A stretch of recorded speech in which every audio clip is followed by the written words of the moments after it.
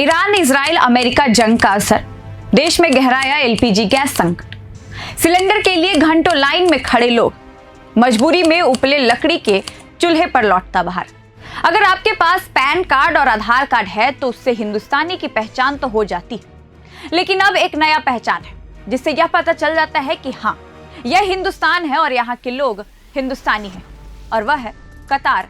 School, अस्पताल, railway station से लेकर गैस एजेंसी तक हर जगह लाइन। और अब गैस सिलेंडर को लेकर देश के कई शहरों में वही तस्वीर देखी जा रही है जो कभी नोटबंदी के दौरान बैंकों के बाहर दिखी थी। देश के कई इलाकों में गैस सिलेंडर की कमी से लोग परेशान हैं। सुबह 4 बजे से गैस एजेंसियों के बाहर लंबी कतारें लगी। कहीं लोग कंधे पर सिलेंडर उठाए खड़े हैं तो कहीं सिलेंडर के लिए धक्का मुक्की तक के लिए नौबत आ रही है। कई लोग इस स्थिति की तुलना नोटबंदी के दौर से कर रहे हैं, जब लोग घंटों बैंकों और एटीएम के बाहर लाइन में खड़े रहते थे। फर्क बस इतना है कि तब जेब में नोट थे और आज कंधे पर खाली सिलेंडर है। बताया जा रहा है कि ईरान इजराइल तनाव और समुद्री रास्तों पर संकट की वजह से गैस सप्लाई प्रभावित हुई है। भारत अपनी बड़ी जरूरतें आयात के जरिए पूरी करता है, इसलिए सप्लाई रुकते ही इसका असर सीधे आम लोगों तक पहुंच रहा है। हालात ऐसे हैं कि मोबाइल पर गैस बुकिंग तो 1 सेकंड में हो जाती है, लेकिन डिलीवरी के लिए लोगों को कई दिन इंतजार करना पड़ रहा है। कई छोटे दुकानदार और ढाबा मालिक मजबूरी में फिर से लकड़ी और मिट्टी के चूल्हे का इस्तेमाल करने लगे।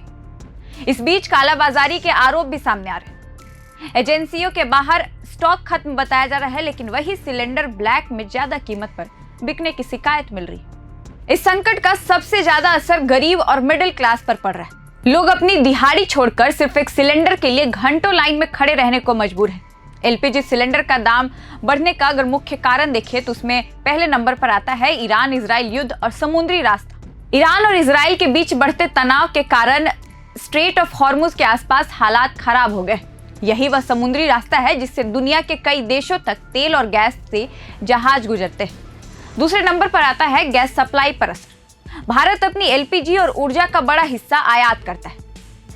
लगभग 60% गैस सप्लाई जहाजों के जरिए आती है। जब युद्ध के कारण जहाजों की आवाजाही प्रभावित हुई है या जहाज रुक गए हैं तो भारत में गैस की सप्लाई कम हो गई। तीसरे नंबर पर आता है सप्लाई कम, मांग ज्यादा। सप्लाई रुकने या धीमी होने से गैस एजेंसियों तक सिलेंडर समय पर नहीं पहुंच पाए, जबकि लोगों की जरूरतें उतनी ही बनी रही। इस कारण कई जगह लंबी कतारें और सिलेंडर की कमी देखने को मिली। चौथे नंबर पर आता है कालाबाजारी, ब्लैक मार्केटिंग। संकट के समय कुछ लोगों ने सिलेंडर छुपाकर महंगे दामों पर बेचना शुरू कर दिया।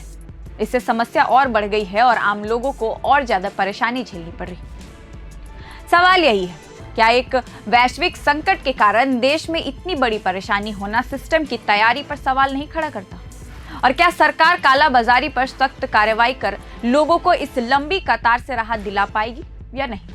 आपको क्या लगता है, हमें कमेंट बॉक्स में जरूर बताएं। पर फिलहाल इस वीडियो में इतना ही। मेरा नाम है रिया और आप देख रहे हैं प्रभात खबर। धन्यवाद, शुक्रिया। प्रभातखबर.com, विश्वास वही, रफ्तार नहीं।